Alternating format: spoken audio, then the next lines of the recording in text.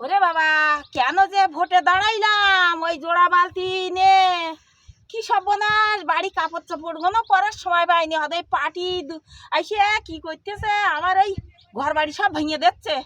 ও বাবা, আমি আর কোথায় ইরির তলায় পলাই, এই জলকারের বাসার তলায় আইছি ঘর বাড়ি ছাড়তে। এখন কোন জায়গায় যাবো? আমি পিঠ বাঁচাতে পারছি না, তো আমি কত কি দেবো বললাম। আমার কেউ ভোট দিলে না, এখানে পলাই, কেন পড়িয়ে থাকি। ও দিদি, আরে তুমি ওই মাছার তলায় ঢুকছো কেন, ঘরের তলায় ঢুকছো কেন?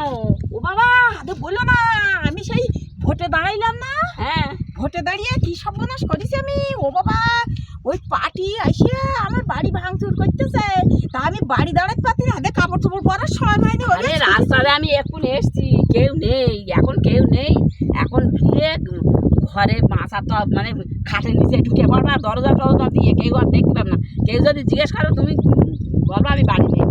আমি ছুটে আসে জলকারের এই বাসার তলায় এখানে ঢুকতেছি, তা কুকুরের গাড়ি। আরে এখন আমি রাস্তা দিয়ে আসলাম, দেখছি কেউ নেই। তা নেই, তা তুমি আমার পিছন করে একটু নেওয়া। আচ্ছা ঠিক আছে, তুমি আমি ইয়ে করতে পারছি না, তোমার আমি ভয়তে চুলকুনি একটু মরু, তুমি দাঁড়াতে গেলে কোন সাথে? আমি তো সব দেবো বুড়ো বয়সে বললাম। তো তোমার খারাপ খারাপ আমি তো সব দেবো বললাম। চলো।